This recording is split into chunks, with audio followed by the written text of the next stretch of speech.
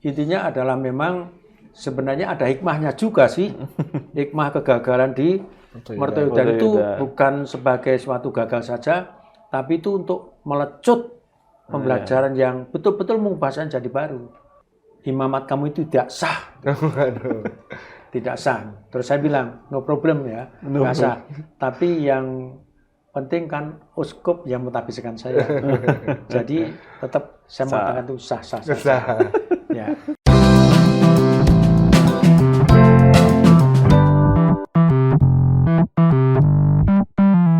Halo Sobat BMV, selamat datang di Joki Bicara. Joki Umat Bertanya. Telah hadir bersama kita Pastor Paroki Katedral Bogor, Romo Paulus Haruna. Mau sudah kali ketiga nih Romo ya? Ya. Main ke Joki Bicara Romo ya? Ya. Wah iya ya bener ya Sis ya. Kira-kira mau ngomongin apa lagi nih? Kali ini agak beda. Kalau biasanya bawa teman nih Romo ya, biasanya betul. sama Ramean Dewan. Ngomongin kebijakan. Benar. Nah hari ini kita mau ngomongin hal yang istimewa. Ada perayaan spesial nih. Oh, gue tahu ulang tahun Ya, kan? hampir. Oh, Bukan apa ulang tahun usia, tapi ulang tahun tahbisan Presbyterat ke-40 Romo ya. Ya, betul. Ya, menjelang itu loh. Jadi Romo Haruna hadir di sini untuk ngobrol-ngobrol, Ya. merefleksikan Betul. 40 tahun 40 tahbisan tahun ya, Romo ya. Presbyterat. Betul. Romo tuh asli mana sih, Mo? Ya, saya orang sebut coklat. Coklat. Cowok Klaten. Oke. Saya dari Klaten. Saya dari Cowok Klaten. Klaten. Meskipun Klaten keringetan, bukan Klaten kota, tapi saya di sebelah timur Klaten. Ya, di pinggiran Jalan Raya Jogja Solo. Nah, saya tengah-tengah kilometer antara Jogja Solo. Gitu, ya. Cowok coklat nih. Coklat Klaten. Cowok Klaten. Romo. Ya. Romo, dulu di Klaten, Romo tuh lahir di keluarga yang seperti apa sih, Romo? Ya, pertama yang dominan di sana adalah keluarga kami itu keluarga yang sangat Katolik, sangat Katolik. Bapak begitu ya dengan semangatnya bergereja, ya, dengan segala keterlibatan beliau di paroki. Ibu saya juga seorang Katolik, meskipun banyak sebagai orang di belakang layar atau di rumah. Tapi beliau juga semangat Katoliknya luar biasa.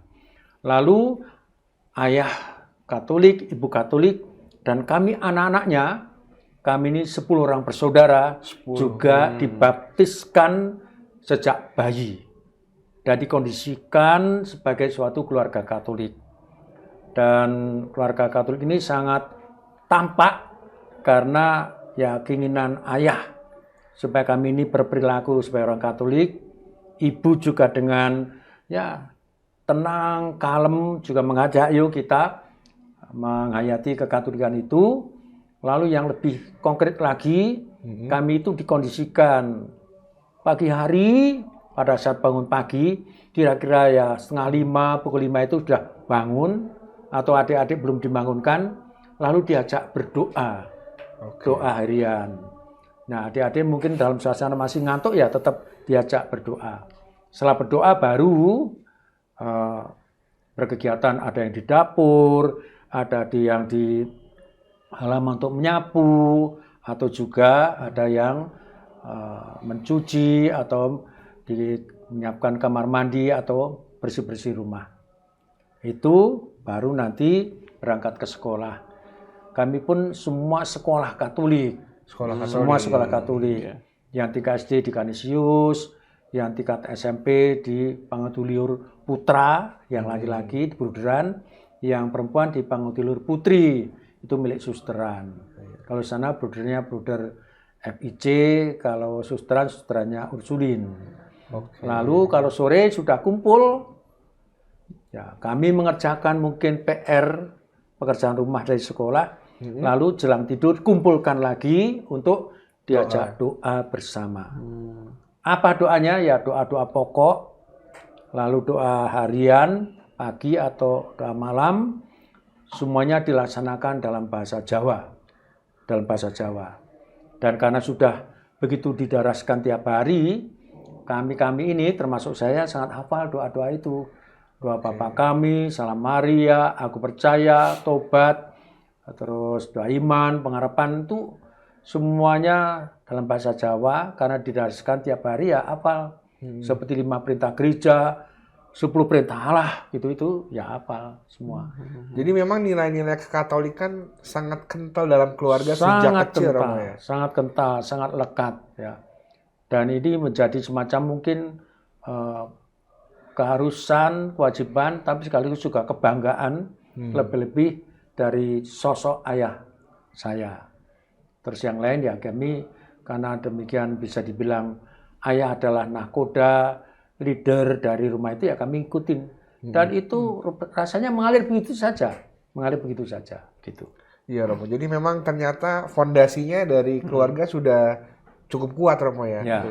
Kemudian momen apa dulu di Klaten yang membuat Romo dalam perjalanan memilih, oh saya mau jadi seorang pastor nih. Ya. Apa Romo?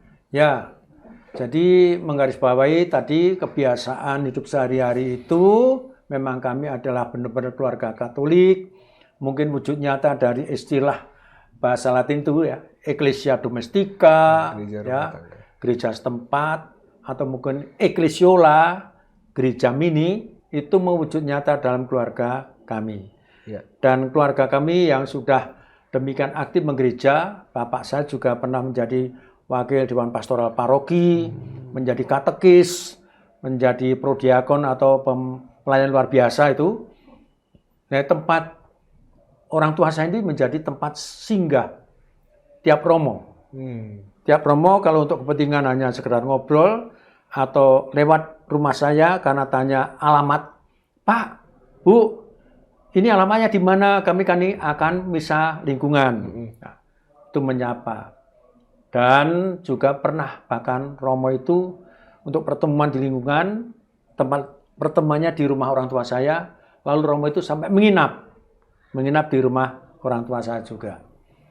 Nah, figur kehadiran romo ini sangat luar biasa. Nggak ada tandingannya, karena waktu itu belum ada budaya radio pun belum. Radio transistor itu belum. Budaya TV belum. Dan yang the number one, satu-satunya paling menonjol ada pastor. Dan pastor ini tampilnya adalah dengan jubah putih. Rata-rata kami didatangi oleh romo yang berjubah putih. Lalu juga dengan sepatu lengkap dan bahkan mungkin pakai baret hitam. Entah itu romo yang bule Belanda maupun romo lokal ada kebiasaan seperti itu. Dan mereka datang ke kampung kami yang masih terukur sederhana dan umumnya waktu itu masih kehidupan masyarakat itu sederhana, tapi kehadiran pastor ini menonjol. Dia datang dengan jubahnya yang putih, yang begitu berwibawa. Saya sangat tertarik dengan kendaraan yang dipergunakan romo. Kendaraannya adalah kalau nggak motor itu bisa DKW, bisa Ducati, bisa Puch, atau bisa BMW, atau Jeep Willys. Belum tampak amat kendaraan-kendaraan ala Jepang. Ini sebab kendaraan masuk dari ala Eropa umumnya. Gagah Nah, gitu ya. Ya. Itu yang membuat Haruno kecil yang masih balita sangat mimpi. Kelak suatu saat saya kepingin banget jadi romo. Jadi belum ada tandingan-tandingan misalnya seperti zaman sekarang ada tayangan-tayangan TV, ada artis, aktor atau apa, itu belum ada. Tapi yang terkeren adalah pastor. Dan yang tergores di saya adalah pastor itu. Dan menariknya kehadiran pastor bagi saya tidak hanya waktu bertamu di keluarga orang tua, tapi juga sosok pastor ketika mimpin misa. Mimpin misa itu begitu berwibawa. Meskipun umumnya waktu itu entah orang tua saya atau teman-teman atau saya nggak paham amat apa yang disampaikan oleh pastor. Karena mayoritas masih pakai bahasa Latin. Masih pakai bahasa Latin. Dominan misalnya ya dengan lagu Gregorian. Terus juga romonya masih menghadap ke tembok sana. Belum berhadapan-hadapan. Tapi itu tetap bagi saya sangat mengesan. Lalu yang mesan juga kehadiran romo yang begitu mengena di hati orang tua saya, kakak maupun adik saya adalah kalau di sana itu ya tampil sebagai seorang romo ayah, bapak. Romo itu kan berarti ayah, bapak. Lalu dengan sapaannya, obrolannya, dan tidak lupa Romo itu sebelum pergi dari rumah orang tua saya, meskipun hanya singkat atau ada perlu apa, kami semua akhirnya bersujud, berlutut di hadapan Romo itu untuk minta berkat. Itu sudah kebiasaan di keluarga orang tua saya. Begitu Romo selesai, ada acara jumpa sebentar saja, lalu kami itu berlutut, terus Romonya mengulurkan tangan dan memberi berkat pada kami. Nah, itu yang menjadi awal-awal kenapa saya itu terpesona, tertarik, saya nanti kepingin jadi Romo. Gitu. Jadi awalnya memang tadi sosoknya Sosoknya banget gitu ya. Sosoknya Keren. memang ya keren, seperti nggak ada ya tandingannya, nggak ada yang lain begitu. Iya. Menarik. Ya, jadi memang dari kecil memang kehidupannya sudah dekat dengan pastor ya, imam gitu ya Romo ya. Sudah terkondisikan seperti itu ya oleh keluarga karena begitu Katolik menurut saya. Lalu juga kehadiran figur Romo itu yang tampil selalu depan dan didengarkan oleh banyak orang dan sangat dihormati loh, sangat dihormati. Iya, betul.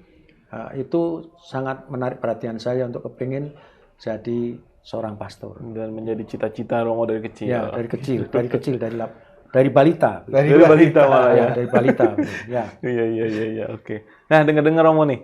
Romo katanya sempat pernah mendaftar di seminari Marto Yudan ya. Ya. Dan gagal gitu ya Romo ya. Ya. Ya, lalu gimana nih Romo ceritanya kenapa bisa lanjut ke seminari malah ke Stella Maris nih? Romo. Ya, sebenarnya satu-satunya langkah lanjut untuk jadi Romo ya mesti masuk ke seminari, yaitu Seminari Marto Yudan. Sebenarnya saya ingin sekali jadi Romo itu ya ketika masih balita, masih kecil. Cita-cita seorang anak kekanak-kanakan lah. Tapi waktu saya SD, saya lupa loh. Oh, lupa. Lupa dalam arti tidak mendominasi kehidupan saya. Termasuk SMP pun. Baru muncul, saya itu ingin sekali untuk melanjutkan kepada imamat atau jadi Romo itu pertengahan kelas 3 SMP. Ketika kami yang menjelang mengakhiri SMP itu pada mendaftar. Ada mendaftar ke SMA sana, SMK, lalu ada yang mungkin STM, SPG, atau SGO itu ya. Tapi kok cukup banyak teman-teman saya, ada 13 orang. Dari sekolah Pangutiluhur ya, SMP Pangutiluhur Klaten itu, seangkatan saya itu ada 13 orang mendaftar. 11 orang diterima, yang 2 tidak diterima. Dan sekolah ke Seminari Marto Yudan sendiri saya kira menjadi impian setiap anak muda, anak remaja untuk gabung ke sana. Karena bagi saya, Sekolah Marto Yudan sendiri selain menjadi sekolah pastor, tapi juga memang sekolah yang sangat siap ya, lengkap sekali, sangat-sangat lengkap. Pokoknya waktu itu belum ada sekolah plus-plus seperti Marto Yudan itu. Baru zaman kita sekarang aja ada sekolah yang sekolah internasional, sekolah plus yang nasional bagus lah. Tapi dulu mungkin Seminari Marto Yudan itu nggak ada tandingannya, Itu, maka itu ya orang kepengen jadi pastor, siapapun mungkin juga hanya sekilas cita-citanya, tapi ingin bergabung di situ. Nah, lalu sudah di sekolah yang bagus, kenapa Romo kok nggak berhasil, bahkan dikeluarkan. Saya dikeluarkan, bukan keluar. Saya dikeluarkan. Tapi tanda-tanda bahwa saya tidak akan lancar, ada sih. Oh, udah ada tanda-tanda, Romo. Tanda-tandanya adalah saya dari sisi akademik saya kurang bagus. Oke. Wah, Romo mah pakai bahasa keren. Gampangnya bodoh. Waduh. Bodoh, karena rapotnya tidak cemerlang amat. Sebenarnya ada. Nah, lalu ditambah lagi, saya lamban untuk menyesuaikan kondisi seminari. Jadi, ya yang pokok-pokok itu yang disebut kurikulum atau kurikulernya, tapi saya terbelokkan pada ekstrakurikulernya. Saya terlalu banyak kegiatan yang di luar kurikulum. Misalnya ada kelompok Legium Maria, lalu ada kelompok menari atau bekso dalam bahasa Jawa. Lalu ada kelompok dulu juga keterampilan pertukangan, lalu juga ada kelompok olahraga yang saya sukai sepak bola. Tapi ternyata bahwa saya terlalu cenderung ke sana.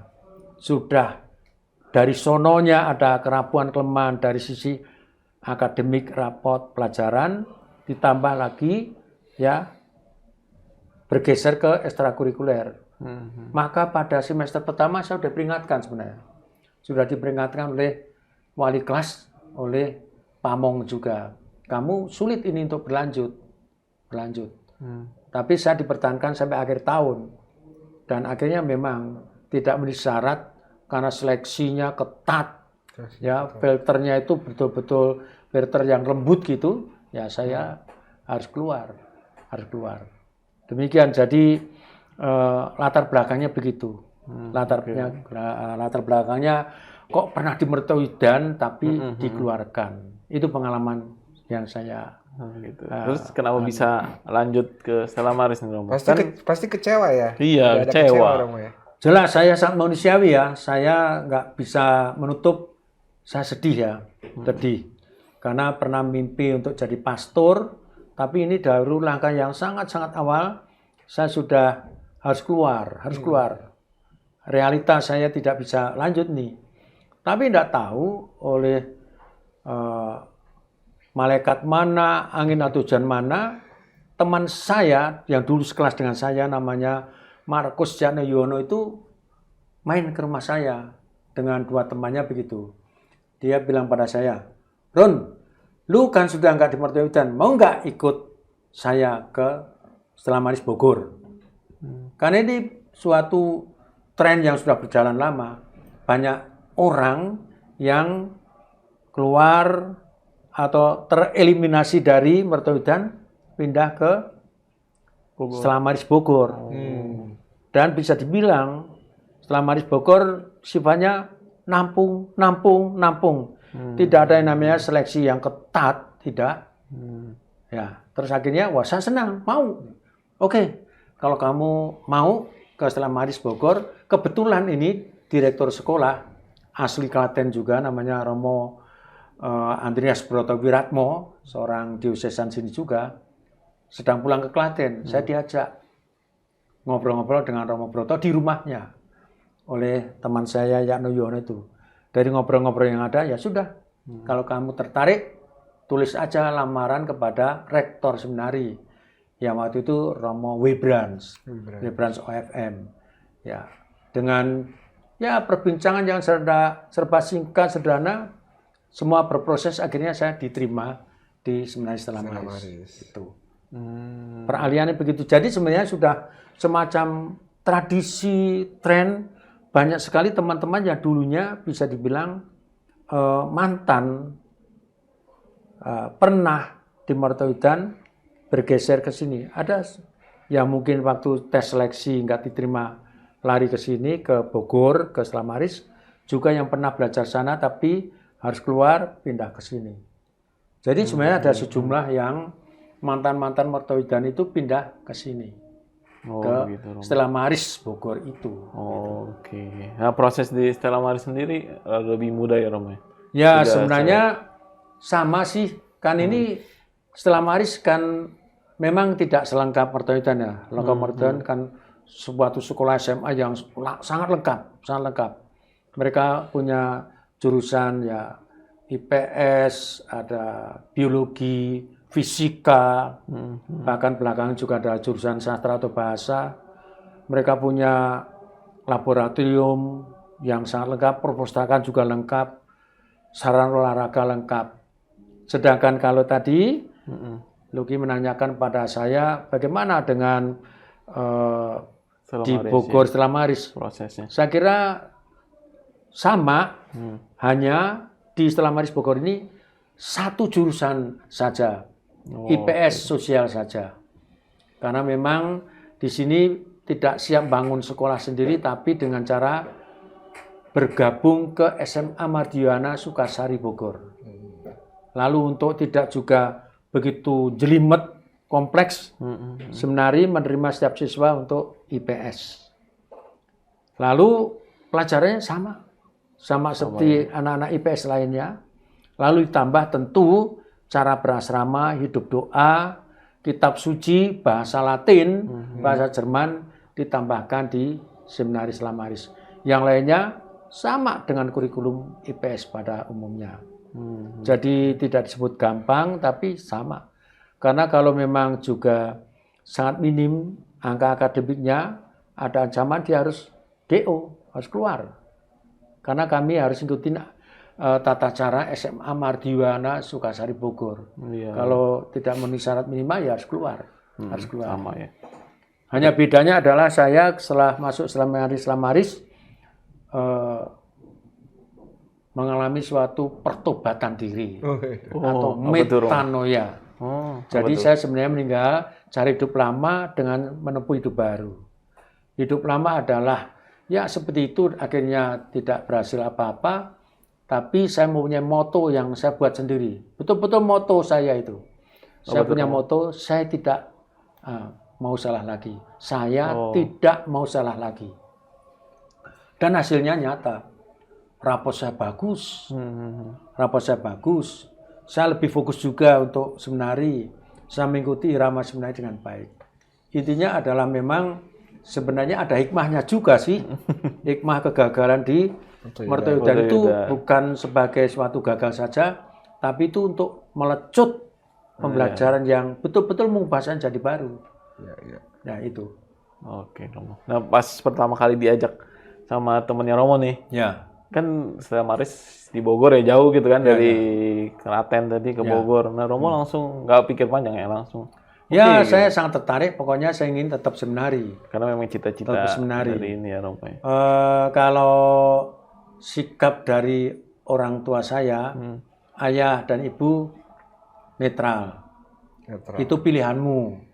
Tapi kalau memang tetap ke Stella Maris Bogor, saya tetap doakan, dukung. Tapi sebenarnya kakak sulung saya melarang. Gitu. Melarang karena ya tadi jauh ya. Terus mungkin juga tuntutan biaya seputar Jabodetabek dari dulu sampai sekarang sama, yaitu pasti lebih mahal dibandingkan di suatu perkampungan di Klaten atau di Jawa Tengah. Betul.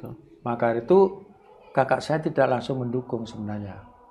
Saya masih ingat obrolan itu, ya. Tapi karena saya mempunyai kemauan yang serius, lalu ayah saya juga mendukung. Oke, Romo. Jadi memang support dari keluarga juga ya. Ya, lebih-lebih ayah dan ibu saya. Silakan, karena mereka juga ingat bahwa keinginan untuk jadi Romo itu dari kecil ada pada saya. Ingat. Jadi sebenarnya mungkin ini bukan coba-coba, tapi untuk mewujudkan dari yang meskipun sempat jatuh, sempat harus out dari seminari menengah di Mertoyudan dan akhirnya berhasil juga di Stella Maris ya, Romo. Gitu. Nah, mungkin flashback sedikit nih, Romo. Kalau Romo waktu itu pas awal nih mau mendaftar menjadi Romo nih, kalau misalnya suruh milih lagi nih Romo ya, flashback. Nah, kalau Romo milih tetap menjadi diosesan apa memilih menjadi tarekat gitu? Asli dari awal saya sangat tertarik untuk menjadi seorang Romo seperti yang memikat diri saya. Yang sangat mempesona saya adalah sebenarnya Romo yang baru saja ditabiskan. Tampilannya energik, suaranya lantang, bersih. Dia saya sebut nama Romo Gregorius Utomo. Ya, Gregorius Utomo yang akhirnya menjadi orang yang sangat terkenal mengurus para peziarah di Ganjuran itu pada saat sepuhnya, juga sebagai koordinator kelompok tani. Tapi saya tahu persis ya, Romo ini begitu memukau bagi saya. Suaranya lantang, khotbahnya juga enak, nggak bikin ngantuk gitu. Maka saya tertarik, saya kepingin jadi Romo seperti dia. Nah, kebetulan dia adalah seorang diosesan Semarang, maka saya juga pilihnya kepada diosesan itu. Nah, itu saya ingat terus. Lalu kesempatan untuk memilih harus dilaksanakan, yaitu pada kelas 3 SMA. kelas 3 SMA. Itu sebenarnya ada peluang untuk milih. Padahal ada tuntutan. Karena di Stella Maris dituntut harus belajar 4 tahun. Kelas 1, kelas 2, kelas 3 SMA, lalu persiapan atas. Kelas persiapan atas KPA. Nah, saya suatu malam menghadap rektor saya, Pak Webran. Pater, saya mau meninggalkan Stella Maris tahun ini. Loh, mau kemana? Saya akan masuk mendaftar ke Diocesan Bogor. Nah, dia kaget, heran. Ya, karena saya sudah cukup lama kalau bersama dengan Pater Webran, OFM, dan teman-teman OFM, sebenarnya mereka sangat mengenalkan tradisi OFM. Ya, sampai sekarang saya pun sangat tahu tentang banyak OFM. Tapi hanya saya waktu milih, saya ingat Romo Gregorius. Gregorius Utama atau Diocesan itu. Lalu saya ngomong, saya mau daftar ke Bogor. Nah, beliau nggak yakin sebenarnya. Nggak yakinnya karena apa? Karena seorang projo di zaman itu bukanlah mudah. Tidak mudah. Karena seorang diocesan atau projo berarti seorang romo yang harus mandiri. Harus mandiri. Beda dengan suatu tarekat, mereka berkomunitas. Semuanya diatur bisa dalam kebersamaan komunitas gitu. Sedangkan projo itu aslinya dulu sendiri ya. Ya, kerja sendiri, makan sendiri, nyuci sendiri. Itu dominan. Maka Pater Webran nggak percaya, kamu bisa. Saya coba, Pater. Saya coba. Saya akan sana. Oke. Kalau itu sudah menjadi niatmu, coba kamu ngadap rektor seminari tinggi. Dalam hal ini Monsignor Nikolaus Geise. Dia sebagai seorang mantan uskup tapi juga rektor di sana. Tetap panggilannya itu kan abadi, namanya tetap Monsignor Nikolaus Geise. Saya ngadap. Dia dengan senang hati juga karena memang dia adalah sebagai pencetus dan menyemangati terus supaya bagaimana Bogor ini bisa mencetak romo diocesan. Kenapa? Karena hanya melalui romo-romo diocesan keuskupan itu bisa maju. Karena romo diocesan itu tidak akan pindah kemana-mana. Dia hidupnya fokus untuk keuskupan itu. Silahkan, saya dukung. Karena Monsignor Geise sendiri dukungannya sangat konkret, yaitu mencanangkan ayo supaya Bogor lahir romo-romo diocesan Bogor. Lalu termasuk juga mengadakan seminari tinggi Petrus Paulus Bandung. Dan beliau juga bersedia menjadi rektornya. Nah itu, jadi saya memilih itu. Dan peluang saya untuk menjadi pastor jelas besar.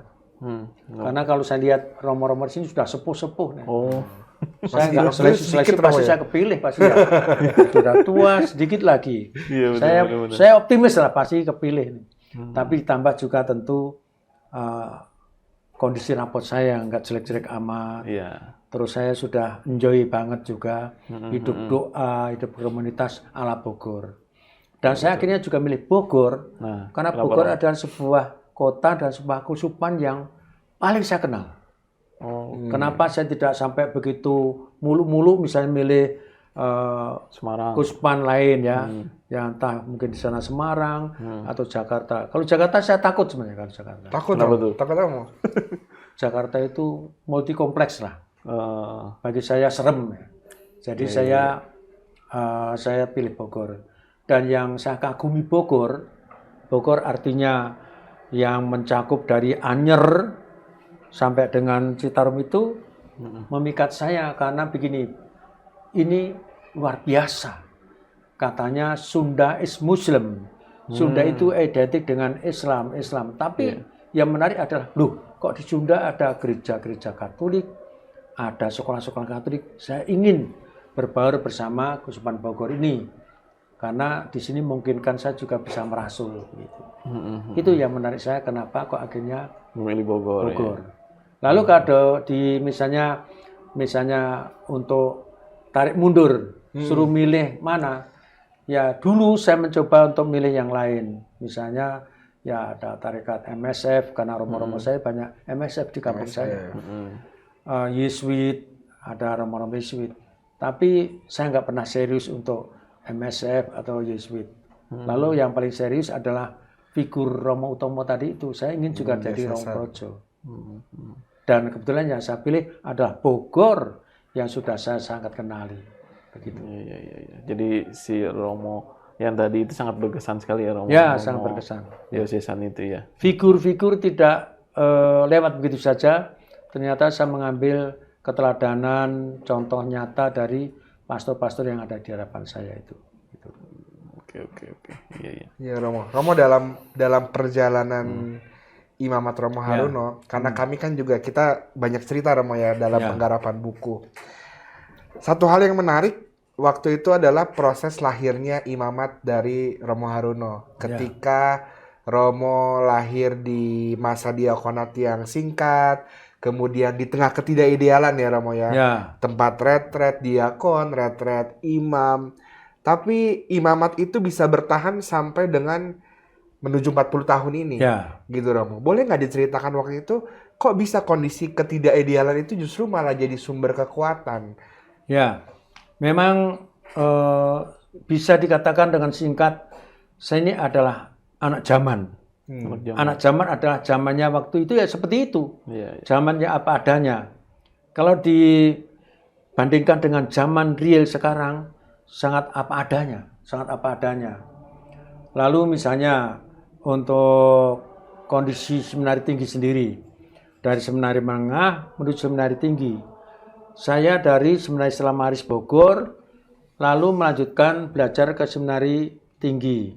Kuliahnya di Sekolah Filsafat Teologi ya, Sekolah Tinggi Filsafat Teologi di Suryagung Bumi, di Jalan Nias 2, ya tidak jauh amat dengan Katedral Bandung itu. Itu sebenarnya ya suatu sekolah tinggi yang dikatakan sana prasananya juga pas-pasan. Tenaga pengajarnya juga pas-pasan. Dosen-dosen kami ada sejumlah banyak Romo-Romo OSC, ada juga awamnya. Tapi sebenarnya bisa dibilang itu adalah kondisi-kondisi awal, belum kokoh amat seminari tinggi atau maksud saya Sekolah Tinggi Filsafat Teologi itu STFT Suryagung Bumi itu. Nah, saya ke sana itu tidak ada yang namanya aturan-aturan misalnya SKS ya, sistem kredit semester, juga tidak ada, saya tidak terkenai kewajiban menulis makalah atau apa kayak tulis waktu seukur sarjana muda misalnya nggak ada. Dan saya sendiri tidak mengalami yang sekarang sangat menjadi hal pokok. Saya tidak mengalami tahun orientasi pastoral. Saya tidak mengalami top itu. Tahun topper saya tidak alami. Tapi saya sekolah, kuliah begitu saja, bahkan sekolah, kuliah atau kursus begitu saja selama 6 tahun. Begitu saya selesai kuliah 6 tahun itu, saya kembali menghadap uskup saya. Uskup saya adalah Monsinyur Ignatius Harsono untuk berkata, Monsinyur, terima kasih saya sudah disupport untuk perkuliahan saya, ini saya sudah selesai. Lalu nggak ada yang namanya penulisan tesis yang berat. Tapi tetap saya tetap nulis. Kalau waktu pertengahan perkuliahan, seukur sarjana muda begitu, saya nulis, karena tulis saya berjudul Manusia Beragama. Manusia Beragama, saya dibimbing oleh Pater Hofstede OFM. Lalu waktu saya mau selesai kuliah, saya menulis tulisan akhir, judulnya adalah Peristiwa Damsik, Damaskus, adalah akar kerasulan Paulus. Saya milih itu karena saya bernama Paulus. Tapi saya mau menggali warta kitab suci yang bercerita tentang Rasul Paulus, saya tulis menjadi karya tulis akhir saya. Saya dibimbing oleh Romo Yan Sunyata OSC. Dan beres. Begitu pernikahan beres, saya sowan kepada Monsinyur Harsono. Monsinyur Harsono, baik, sekarang Romo menjalankan tahun pastoral. Tahun pastoral ada tahun di mana seorang frater sudah selesai kuliah dan mendekati untuk nanti akan tabisan diakon, nanti akan tabisan imamat. Nah itu saya jalani di Paroki Kristus Raja Serang. Ya. Kalau hitung-hitungan secara hukum, bahwa saya harus berjalan di sana, satu, yaitu 6 bulan untuk masa diakonat. Lalu nanti setengah tahun ya, setengah tahun, 6 bulan ya. 6 bulan setengah tahun itu masa diakonat, tabisan diakon. Lalu 6 bulan lagi akan menuju pada tabisan imam atau presbiterat. Nah, saya selesai kuliah Juni tahun 1984. Lalu saya meluncur ke Serang, lalu berjalanlah dari pertengahan 84 menuju awal 85. Di awal 85 itu saya menjalankan lanjutan dari tahun pastoral itu. Lalu diberitahu oleh Romo Jarwo. Romo Jarwo bilang begini, Ron, silakan kamu menulis lamaran untuk tabisan diakon. Karena ini sudah saatnya hakmu untuk menulis lamaran itu. Maka September saya mengajukan lamaran, dan kalau saya nggak salah tanggalnya 21 September saya ditabiskan sebagai diakon di katedral ini. Namun sangat biasanya adalah sebelum tabisan itu ada retret. Nah, retret, tempat saya retret pun nggak sekeren amat. Saya waktu retret diakon, saya itu tempat retretnya dititipkan di salah satu pojok ruangan di sekolah SMKK Baransiang Bogor, milik Suster Gembala Baik. Di sana ada suatu kamar bisa ditempati oleh 2 orang, dan memang kami tempati berdua.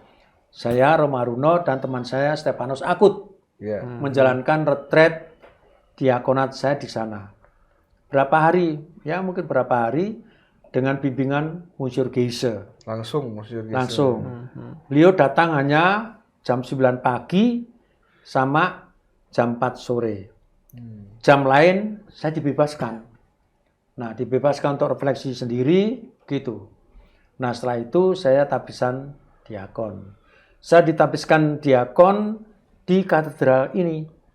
Di katedral BMV Bogor, kalau nggak salah tanggalnya 21 September 1985. 1985. Lalu saya melanjutkan tahun pastoral saya setelah diakon. Diberitahu dan waktu yang tidak panjang amat. September, saya di awal November sudah diingatkan Romo Jarwo lagi. Silakan kamu mengajukan lamaran. Nah, siapa sebenarnya figur Romo Jarwo? Romo Jarwo adalah seorang Romo Vikjen waktu itu. Uskupnya Ignatius Harsono, Romo Vikjennya Romo Jarwo. Maka saya nulis lamaran untuk tabisan imamat. Lalu kami sebelum tabisan imamat, kami mengadakan retret. Kalau waktu retret diakonat itu adalah di pojok dari susteran Gembala Baik Bogor, SMKK Bogor. Lalu untuk persiapan tabisan imamat itu saya juga retret. Retretnya adalah di Golf Lebak Wangi. Atau ya tempat Lebak Wangi sana. Lebak Wangi itu ada sebenarnya restoran, lebih tepat restoran. Terus belakangnya itu ada semacam kolam ikan. Dan kami menjalankan retret imamat kami di kompleks kolam ikan di atas kali dekat kolam ikan itu. Yang membimbing retret saya adalah Romo Benediktus Sujarwo. Peserta retretnya adalah Romo Mikael Suharsono. Sebenarnya dia kakak kelas saya, akhirnya tabisannya jadi bareng. Lalu Stefanus Akut dan saya Romo Paulus Haruno. Nah, retret di situ. Ya, yang saya ingat adalah waktu memang retret menjelang imamat, nyuci alat makan di kali, mandi juga di kolam ikan itu, maka tidak lama sebelum saya tabisan imamat saya adalah di Gereja Kristus Raja Serang. Saya itu waktu mandi di kolam ikan itu mau naik itu kaki saya tersandung bambu. Jadi sempat terluka. Maka waktu saya tabisan itu sebenarnya ada rasa meriang karena terluka kaki saya itu. Maka ketika uskup memanggil saya, saudara silakan maju untuk olesan minyak di tangan itu. Ya saya lagi melangkah gitu. Uskup saya ini orangnya tidak sabaran. Maka dia ngomong saya keras, saudara cepat. Tapi memang sudah menjadi kebiasaan Mus Harsono, orang sudah pada tahu siapa Mus Harsono. Cepat saudara gitu. Ya saya melangkah cepat itu. Lalu kalau tempat retret sederhana di Gembala Baik Bogor, lalu retret imamat tempat sederhana di Situ Lebak Wangi, di kolam ikan Lebak Wangi Parung. Lalu sebenarnya tempat habisan saya juga sangat sederhana. Tempat saya berpastoral itu. Gereja Kesejahtera itu belum jadi. Oh, belum jadi. Belum jadi. Tapi saya tahu langsung dari Bapak Uskup, nggak apa-apa, biar tabisan kamu sekaligus untuk promosi. Semoga ada donatur ikut nyumbang untuk bangunan gereja itu. Jadi gereja itu sebenarnya belum jadi, tapi dijadikan tempat tabisan. Karena yang tertabis adalah 4 orang yang datang sangat banyak waktu itu. Yang tabisan adalah titipan dari Fransiskan itu Markus Gunadi OFM. Lalu dari Diosesan Bogor ada Mikael Suharsono, Stefanus Akut, dan Paulus Haruno. Berempat. Yang datang banyak sekali. Itu hari apa? Itu bukan hari gereja itu. Kalau nggak salah itu hari raya Islam itu. Jadi kalau nggak salah apa? Maulud Nabi atau Isra Mi'raj waktu itu. Jadi sebenarnya saya bukan ditapiskan pada waktu Petrus Paulus, Maria Bunda Tak Bernoda, atau pesta Malaikat Agung Mikael, Gabriel, Rafael, bukan. Tapi saya ditapiskan di hari raya Islam di daerah yang dominan Islam, ya, Banten, Serang. Tapi yang datang banyak sekali. Dan saya tahu ternyata ya karena nggak siap ya kedatangan banyak orang pas tanggal merah, ya namanya konsumsi habis-habisan tuh. Konsumsi. Maka teman-teman saya yang kebetulan saya di Serang mereka panitianya ya bilang tiap makanan apapun dari warung dibeli itu. Ya, bahkan hanya nasi aja dibeli itu untuk menutup para tamu yang banyak sekali. Tapi ujungnya adalah sukacita karena tabisan semarak dan ya saya jadi pastor. Ya, sampai hari ini Romo ya? Ya, sampai hari ini. Dan saya senang tentu waktu saya jadi pastor, ayah ibu saya hadir. Terus juga kakak adik saya hadir. Terus saya sebagai Romo MSF juga hadir. Jadi saya senang tabisan saya dihadiri oleh keluarga besar orang tua saya, lalu juga saya menjadi seorang Romo MSF. Yang mengesan saya adalah waktu tabisan itu umat juga dikasih hadiah sih, hadiahnya tidak keren-keren amat. Sepotong kartu di depan gambar 3, lebih dari 3 atau 4 piala gitu. Itu hasil desain saya itu. Ada gambar piala sama salib. Terus baru di balik belakangnya ada nama kami yang tertabis. Kenang-kenangan itu cerita ya, itu ada tuh. Ya itu sebagai kartu kenang-kenangan. Lalu saya dapat jatah dari panitia. Panitia itu ketuanya ada Romo Serang, undangan. Undangan itu adalah separuh dari kertas A4. A4. Diketik manual itu, difotokopi, saya dapat 10 lembar. Nah, dengan 10 lembar undangan itu saya bingung. Saya harus bagi bagaimana. Tanpa saya sadari ada yang terlewat. Itu ada keluarga di budi saya, tidak saya undang. Dia seperti, aduh, prihatin sekali kenapa saya tidak diundang. Saya masih ingat seperti itu. Jadi undangannya sederhana sekali. Tidak dibuat di percetakan mana, desain keren seperti apa.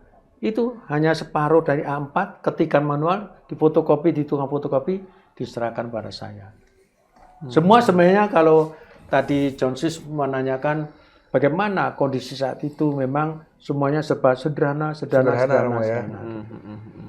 Nah, lalu ada catatan juga karena kuliah itu hanya mirip-mirip khusus 6 tahun.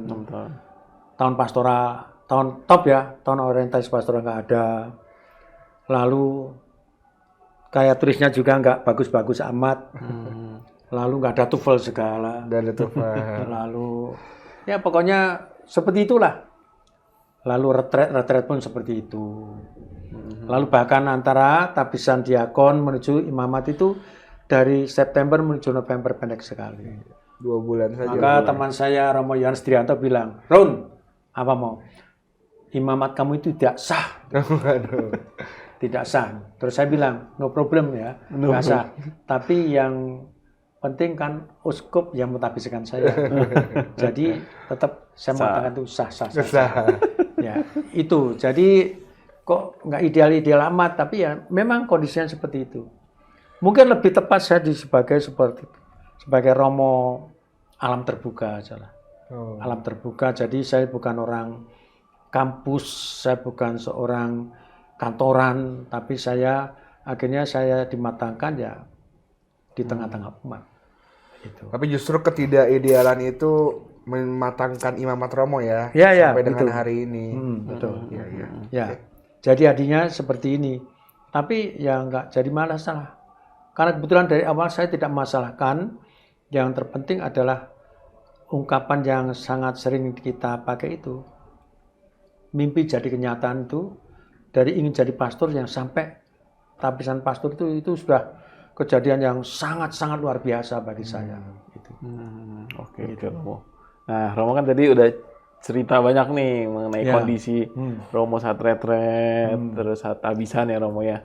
Yang gitu sederhana lah. Gitu ya, Romo. Kalau kondisi Keuskupan Bogor sendiri Romo saat itu, saat mungkin Romo pertama kali datang gitu ya, saat pertama kali menjadi imam, perbedaannya dengan sekarang apa Romo?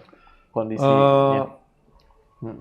Karena langsung disebutkan perbedaan kondisi keuskupan tahun ya 1980-an. Sekarang kita sudah berada di tahun 2025, sangat beda jauh. Betul, Romo. Yang perbedaan jauh itu antara lain ya, tenaga-tenaga imamnya waktu itu mayoritas sepuh-sepuh. Sudah sepuh, sudah berumur, dan jumlahnya sangat sedikit. Dan parokinya juga mungkin baru 15 paroki, kan sekarang kan sudah 28 paroki. Waktu itu kira-kira baru 15. Lalu yang membedakan adalah pasti dari tim kerja keuskupan juga. Tim kerja keuskupan saya yakin masih beda jauh dari tuntutan buku acuan untuk tampilnya suatu tim kerja keuskupan. Kalau saya menyebut antara yang namanya uskup, vikjen, sekjen, ekonom, ya vikaris yudisial dan vikaris-vikaris yang lain, waktu itu belum begitu kokoh lah, masih ya yang penting jalan. Tapi kan sekarang personaliannya kan pilihan, mendekati sebagaimana aturan, beda jauh. Lalu waktu itu juga tengah supportnya tidak seperti sekarang. Waktu itu terbatas personaliannya, mungkin juga minim dana juga. Sedangkan sekarang tenaganya banyak sekali, romo-romo muda, tarekat-tarekatnya pun bertambah. Dulu kan yang paling menonjol hanya OFM di sini. Yang lain-lain nggak tampak. Sekarang di Keuskupan ini ada banyak tarekat. Paling tidak yang dekat dengan diocesan adalah CSE. OFM sudah demikian lama di sini. Lalu juga di sini ada SPD, ada CP, ya ada CP. Lalu juga ada teman-teman dari SY juga ada. Banyak. Jadi sekarang sih mendekati format idealnya suatu keuskupan. Sedangkan waktu itu masih jauh. Begitu. Oke, kalau dari umatnya Romo, dulu masih sedikit juga ya? Umatnya saya tidak bisa tahu karena tersebar, tapi aset keuskupan itu sangat luar biasa ya. Aset itu dalam artian kita juga punya kerasulan, antara lain sekolah Mardiwana milik keuskupan. Itu tersebar di seluruh keuskupan, baik di kota-kota seperti Bogor, Sukabumi, Rangkas Bitung, lalu Depok, Serang, tapi sampai ke pelosok, namanya Cidaun, Cikoto, Pasir Nangka, itu menyebar luas sekolah. Yang saya tahu tentang kerasulan melalui sekolah. Lalu kalau tentang umat tidak begitu banyak seperti sekarang. Ya. Saya sekarang sebagai romo paroki di katedral. Di katedral ini, wah perkembangan dahsyat sekali. Waktu tahun 75, 50 tahun lalu saya datang, mungkin misa itu hanya satu kali, Minggu pagi satu kali, Sabtu sore satu kali, Minggu pagi sekali, Minggu sore sekali. Sekarang kan Sabtu Minggu di sini ada 6 kali. Iya, 6 kali. Dan ada tren bagus sekali ya. Umat banyak sekali di mana-mana. Bahkan kalau sekarang dilihat seukur paroki Katedral Bogor ini, di sana ada disebutkan, katanya sekarang sudah ada 11.000 umat. Jumlahnya luar biasa dahsyat rumahnya. Iya, betul. Oke, ya jadi memang beda jauh, Luki ya. Iya, jadi memang Keuskupan Bogor juga ya sudah berkembang pesat ya Romo ya dari segi umat. Tapi bahwa akhirnya perkembangan itu dahsyat sekali, tidak lepas dari Bogor atau Keuskupan Bogor sebagai penyangga ibu kota. Sebagai penyangga ibu kota. Lalu banyak kaum imigran dari berbagai tempat, kaum urban dari berbagai tempat. Bahkan dari seluruh tanah air ngumpul di sekitar Jakarta. Salah satunya sasaran tujuan mereka para pendatang adalah Bogor. Iya, betul. Dan kebetulan mereka juga beragama Katolik, maka semacam perkembangan jumlah yang cukup banyak. Di lokasi yang strategis juga ya. menentukan ya, perkembangan keuskupan kita. Apalagi zaman sekarang disupport oleh ada jalan tol, lalu kereta api double track itu, Bogor tetap selalu terus-menerus kebanjiran dengan para pendatang, di mana para pendatang itu beragama Katolik yang harus digembalakan juga, yang harus bermunculannya para imam itu. Iya, betul. Romo kan juga sempat, ini kita mau melihat kesan dari para uskup kita nih, karena kan Romo sempat berinteraksi dengan Uskup Bogor dari awal, dari yang pertama sampai dengan yang terakhir ini, Monsignor Pascalis ya. Nah, kita pengen tahu nih kesannya Romo Haruno, atau mungkin ada kenangan menarik, tapi singkat aja Romo ya, kan uskupnya banyak nih soalnya. Singkat aja, kesan atau kenangan yang Romo Haruno ingat tentang uskup-uskup kita nih. Pertama mulai dari Monsignor Geise, Romo. Nah, Monsignor Geise adalah sebenarnya bukan sembarang orang hebat. Dia adalah, dari namanya sudah kelihatan, Profesor Doktor Monsinyur, ya, atau Monsinyur Profesor Doktor Nicholas Geise. Dia adalah ahli antropologi tentang Baduy. Dia antropolog Baduy, Islamolog juga. Dia juga termasuk salah satu pendiri utama Unpar yang pernah demikian menggema di Asia Tenggara. Kalau sebagai sosok pribadi, dia uskup yang humble, yang sederhana. Dia bisa ngobrol dengan siapapun, termasuk saya cukup dekat. Yang mengesan pada saya adalah ketika saya menjadi frater, dia mengatakan, Haruna, kalau kamu perlu uang, ngomong kepada saya. Misalnya beli diktat buku untuk kuliah atau beli sepatu. Ya, tapi saya nggak pernah minta uang pada beliau. Nggak pernah. Takut kalau nggak jadi pastor. Jadi saya nggak mau ngambil untung dari awal. Saya takut kalau nggak jadi pastor. Nah, dia orangnya terbuka. Meskipun uskup, dia juga selalu bertanya. Kalau nggak jelas bertanya. Saya berapa kali didatangi untuk, kalau beliau nggak tahu ya tanya pada saya. Itu Monsinyur Geise. Lalu setelah itu Monsinyur Rasono. Monsinyur Rasono, kalau secara tampilan begitu, secara umum ya, nggak menarik. Nggak menarik. Nggak menariknya adalah malah senyum lah. Susah senyum, serius. Tapi kalau dekat, atau kalau beliau juga lagi ngomong, lucu. Dia seorang dosen yang lucu. Dia mengajar kami di kampus, ngajar sosiologi. Ngajar sosiologi. Lalu, tapi kalau sudah pribadi asik ngobrol dengan Monsinyur Harsono itu. Dulu ada kebiasaan kalau beliau datang ke Bandung, saya sebagai frater, kalau habis makan sore, saya sering diajak berjalan berdua, ngobrol apa saja sambil muterin perumahan itu. Kalau udah capek ya udah pulang. Tapi meskipun dia seorang uskup, saya banyak pengalaman ngobrol pribadi sambil jalan-jalan itu. Jalan sore namanya. Ya, untuk apa? Jalan-jalan ya, mengelilingi kompleks di situ. Nah ini kalau Monsinyur Harsono adalah seperti itu. Nah, tapi bahwa seperti apa kesan saya pada beliau memang secara umum sepertinya itu. Tapi kalau sudah kenal, dia sangat-sangat baik. Okay. Dia sangat perhatian, termasuk pada imamat saya. Dia adalah seorang yang pernah mengatakan, Romo, panggilan imamat itu adalah suatu misteri. Itu karya Allah. Nikmati saja. Kalaupun ada ya guncangan, tiupan sana sini atau gosip, nikmati saja. Nah, itu nasihat yang sangat-sangat menguatkan saya dari Monsieur Harsono. Dan Monsieur Harsono juga yang menabiskan. Ya, yang menabiskan saya, yang termasuk juga marah di depan saya. Tapi orang sudah pada tahu, Monsieur Harsono memang kadang-kadang emosi di seputar altar. Karena apa? Ya, nggak sabaran juga mungkin beliau, nggak sabaran. Tapi beliau tegas. Ya, tegas. Yang sangat mengesan saya adalah ketika dia suatu saat ngisi pengarahan di seminari Stella Maris di hadapan seluruh anak.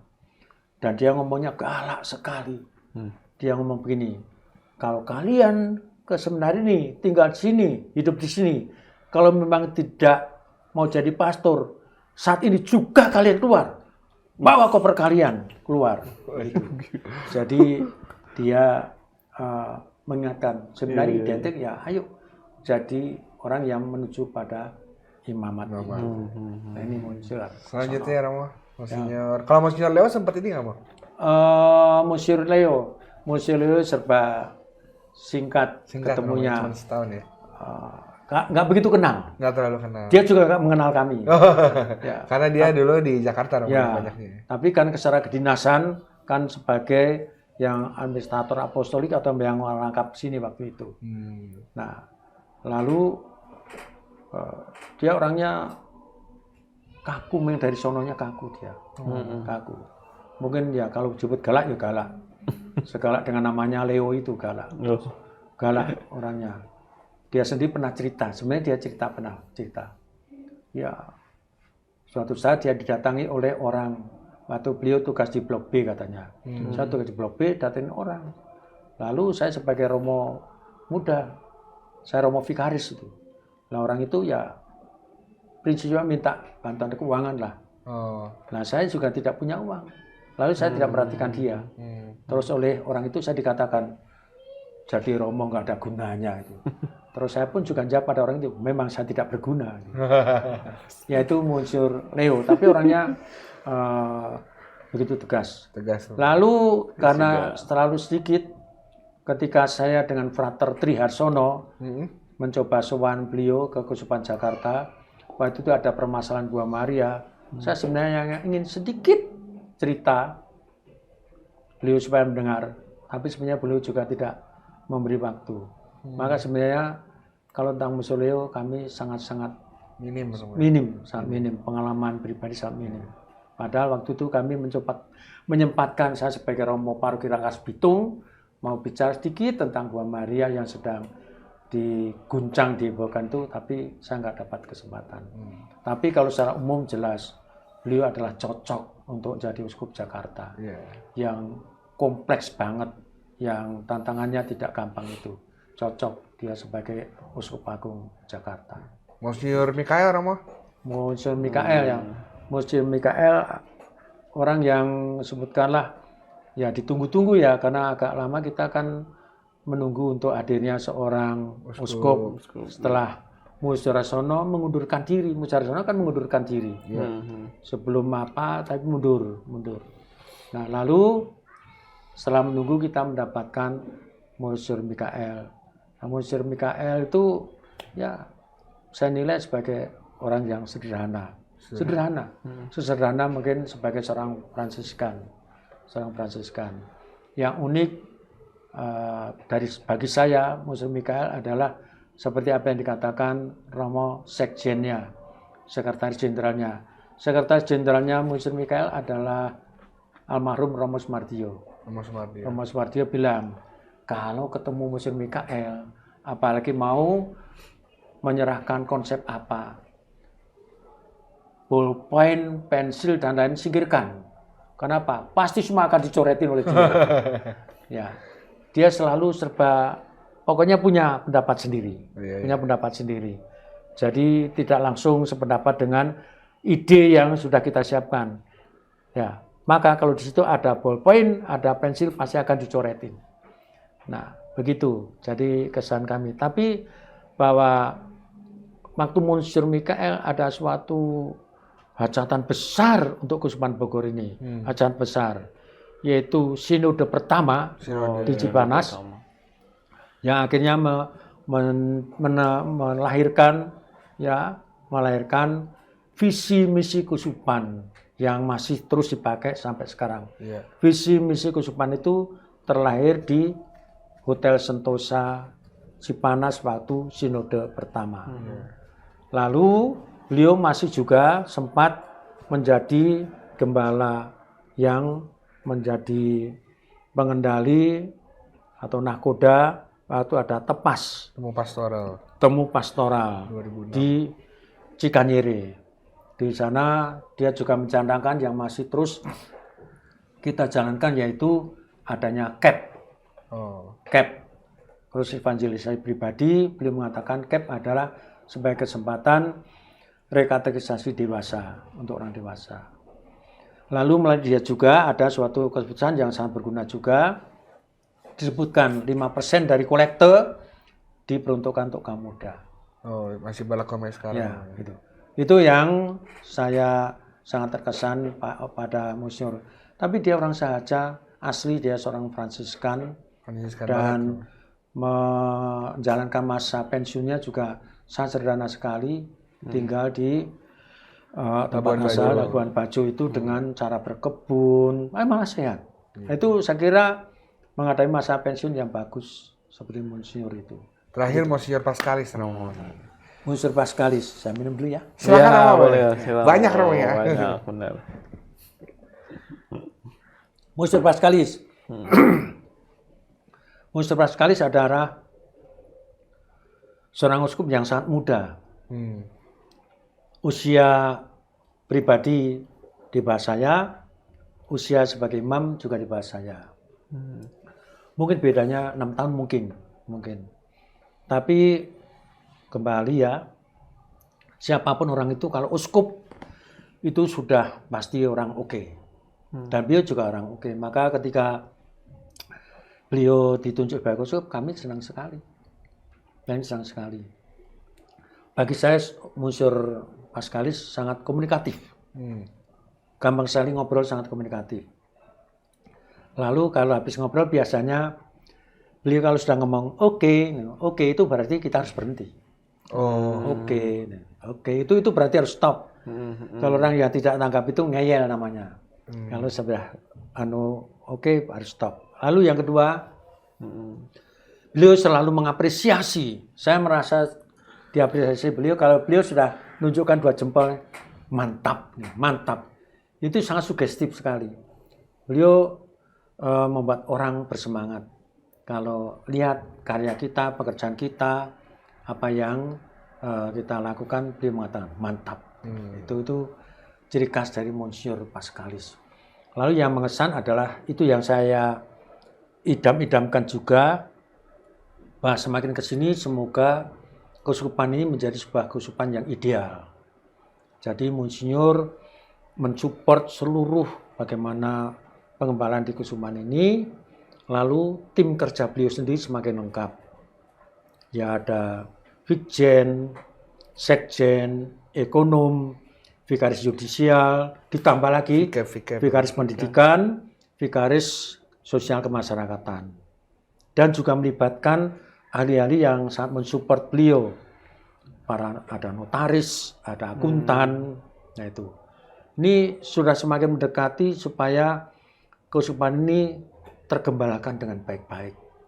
Nah, ya saya sangat senang dengan pola kerja yang ia tampilkan karena supaya gereja sendiri tampil kokoh dan semakin bisa menanggapi zaman modern sekarang. Gitu. Oke. Ya, jadi memang setiap uskup punya kesannya masing-masing ya, Romo ya. Ya, kebetulan saya sangat-sangat mengenali masing-masing dari beliau. Iya, betul.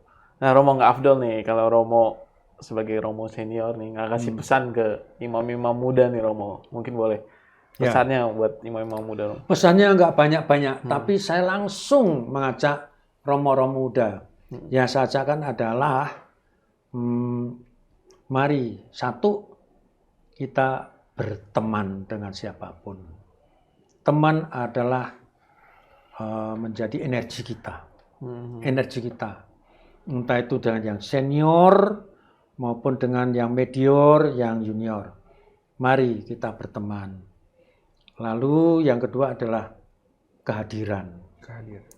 Kehadiran di acara khusus romo-romo diocesan yang namanya Unio itu, atau kehadiran dalam acara-acara temu imam yang melibatkan romo diocesan dan romo tarekat, romo komunitas manapun, usahakan sekuat tenaga untuk bisa hadir. Hadir di Unio, hadir itu. Atau juga sekarang Kusupan ini dibagikan ke dalam 5 dekanat. Dekanat Barat, dekanat Utara, dekanat Tengah, dekanat Timur, dekanat Selatan. Lalu kalau undangan tingkat dekanat, kalau bisa hadirlah. Lalu yang tidak kalah daripada itu, rekan-rekan imam sepastoran, di mana kita tidak bisa milih itu ya, sambutlah itu sebagai mitra atau rahmat dari Tuhan menjadi teman. Lalu yang terakhir yang saya ajakkan untuk romo-romo muda tadi sebutkan, utamakan liturgi. Liturgi itu ya akhirnya yang melakukan adalah pastor. Ya pastor. Di sana ada tugas rangkap mengajar, lalu memimpin, menguduskan. Itu ada dalam diri pastor itu. Dan sajikanlah dengan liturgi yang bagus, dengan tampilan yang oke, dengan cara berdoa dan menyanyi yang oke. Lalu betul-betul akhirnya ujung-ujungnya adalah liturgis. Wah, itu mari ditampilkan oleh romo-romo. Karena apa? Hanya romo saya kira yang bisa menampilkan sesuatu yang liturgis yang membuat umat nyaman. Yang membuat nyaman. Sedangkan yang lain-lain, umat sudah punya semua. Mereka sudah punya istri, suami, terus aset-aset yang lain, penggorengan, mobil punya semua. Tapi yang mereka belum punya kadang-kadang liturgi. Maka romo-romo persembahkanlah liturgi yang oke kepada seluruh umat. Itu harapan saya. Ya, siap. Ya. Oke, Romo. Nah, kalau dilihat dari 40 tahun nih, Romo itu kan bukan umur yang singkat ya, Romo ya. Nah, dari Romo juga cerita perjalanan Imamat Romo, banyak lika-likunya gitu ya. Nah, mungkin apa yang bisa diambil dari perjalanan 40 tahun ini, Romo, refleksi yang bisa diceritakan, Romo? Ya, pertama saya terima kasih pada Tuhan ya. Karena saya dari kecil mimpi untuk jadi Romo, akhirnya terwujud bahkan usianya sampai 40 tahun. Sampai 40 tahun. Lalu saya juga terima kasih dengan saya sebagai seorang Romo, saya termasuk seorang Romo yang ya ini bagus apa tidak. Tapi itu yang saya alami, saya jarang sakit. Saya jarang sakit. Tapi moga-moga memang betul asli sehat. Karena kalau nggak sakit dibilang, Romo aja pura-pura nggak sakit. Tapi saya cukup beruntung bahwa saya tidak begitu serius amat. Maka ini menunjang kehadiran saya sebagai seorang Romo yang bagaimana untuk bisa maksimal. Lalu saya merasa disupport oleh semua. Disupport. Lebih-lebih keluarga, keponakan-keponakan saya, lalu juga rekan-rekan imam. Saya tidak ada kesulitan untuk bertegur sapa, untuk berteman dengan para imam yang sudah senior maupun yang masih baru, nggak cari masalah. Dan saya senang pada umat, apalagi sekarang pengalaman terakhir ini, 5 tahun terakhir di Bogor ini, umatnya luar biasa bagus. Bagus dalam arti mereka menjadi orang yang menjadi mitra perjalanan. Bersinodal itu betul terwujud sungguh. Dan pengabdian dari umat itu luar biasa. Dedikasi umat itu, komitmen umat itu luar biasa. Bahkan mereka itu mempersembahkan suatu persembahan yang lebih dari juga. Bahkan totalitas itu bermunculan.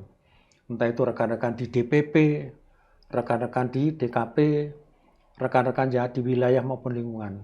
Itu luar biasa. Nah, kondisi seperti itulah yang buat saya menjadi teman dan menjadi pastor itu memang mengasihkan dan senang. Saya senang. Jadi saya bisa menikmati imamat saya. Lalu saya tidak merasa demikian perlu ya pernak-pernik yang lain, karena bagi saya tabisan imamat itu sendiri sudah rahmat terbesar bagi saya. Jadi kalau yang sifatnya sarana prasarana yang tidak menghalangi, menghambat tugas saya sebagai imam, dan itu bisa disupport dari sisi lain, nggak jadi masalah. Misalnya entah itu disebutkan kedudukan, jenis tugas, studi lagi apa tidak, terus sarana pendukung, alat transportasi, bagi saya nggak jadi masalah. Karena imamat itu sendiri sudah yang paling dahsyat dari Tuhan. Ya, sudah Begitu. jadi Selama rahmat. 40 tahun. Ya, Rahmat terbesar ya. ya rahmat terbesar itu. Iya Begitu. betul.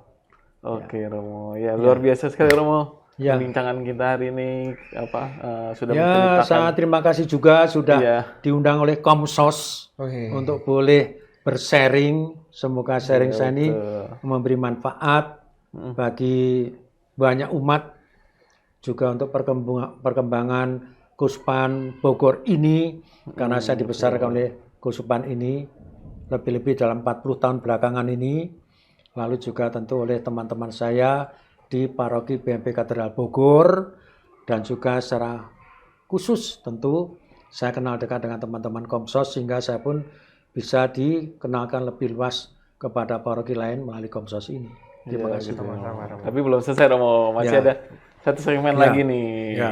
Jadi kita ada tanggapan atau respon nih dari ulang tahun Presbyterat Romo yang ke-40 nih. Ya, Ada kita sempat buka di media sosial Ya, Komsos baik. Katedral. monggo. Ya, kita masuk ke segmen Jokin Wan Wan bertanya. Nih kita lihat di layar. Oke, kita lihat di layar TV Romo. Oke, nah ini ada apa ini pertanyaan kali ya ke umat ya. Ini kita tes nih Udah kenal pengetahuan. belum sama Romo, Romo ternyata Harun bener nih? mau umat sudah tahu nih Romo ternyata coklat mau Bener. coklaten. Ya, ya. Berarti umat katedral udah mengenal Romo nih. Ya, ya, betul, betul. Iya. Coklat. Ya. Oke, lanjut. Oh ini Oke, nih ucapan-ucapan ucapan Romo. dari Sobat BMV. Wah, ini Provinsi pasti Romo. OMK nih, soalnya lebih dari umur saya. Iya. Semoga terus semangat melayani itu kata Romo Harun. Iya. Oke, lanjut ada lagi. Apa lagi nih? Oh, ini pertanyaan nih Romo sekarang nih. Apa harapan Romo bagi gereja dan Tantangan umat zaman. di masa depan, terutama di tengah tantangan zaman sekarang? Apa mau singkat mau? Apa Romo Ya. harapan? Ya, harapan saya adalah jadilah seorang Katolik, iman yang hidup, ya, iman yang hidup. Dalam artian jangan sampai hanya disebut Katolik saja, tapi benar diwujud nyatakan. Kemarin saya baru saja khotbah, jangan menjadi Katolik KTP. Iya. Katolik KTP. Katolik KTP itu adalah Katolik tanpa pertobatan, Katolik tanpa perbuatan, Katolik tanpa pelayanan, dan seterusnya. Jangan begitu. Mari kita benar-benar menghindar sebutan Katolik KTP doang. Itu. Oke, mantap sekali Romo. Terima kasih Romo Harun ya sudah Terima mau kasih juga Mas ngobrol-ngobrol Jongsis, ya. Mas Luki, Iya, sudah mau dan ngobrol-ngobrol. kru dari Komsos kita tercinta. Benar. Sudah mau ngobrol-ngobrol ya Romo di sini. Ya, sudah ketiga kalinya Romo ya Ya, ya, di ya. sini ya. Iya. Dan membagikan momen perjalanan imamatnya Romo ya selama 40 tahun ke belakang nih. Iya, Dan semoga banyak menjadi inspirasi bagi calon imam-imam muda dan serta seluruh umat yang menonton di rumah. Iya, iya. Gitu. Oke, untuk sobat BMV yang mau kita jokiin ya, yang punya pertanyaan, kegelisahan gitu, boleh langsung aja ketik di kolom komentar di bawah ini. Oke, Sobat BMV, imamat yang melintasi zaman. Mungkin itu kalimat yang tepat yang menggambarkan pertumbuhan dan pendewasaan imamat dari Romo Haruno, seorang imam senior di Keuskupan Bogor yang jadi saksi sejarah perjalanan gereja di Keuskupan Bogor bersama para uskupnya. Pun imamatnya lahir di tengah suasana yang tidak ideal, Tapi tentu 40 tahun perjalanan menjadi waktu yang penuh tahan uji. Waktu yang tidak mudah untuk tetap setia menjalankan hidup imamat. Untuk kami sebagai redaksi yang juga sedang dan nantinya akan menerbitkan buku 40 tahun Tahbisan Presbiter Romo Haruno, kami melihat ada satu hal yang nggak berubah. Haruno 40 tahun yang lalu, seorang imam muda yang sederhana, kini tetap menjadi imam yang sederhana. Nggak berubah sama sekali.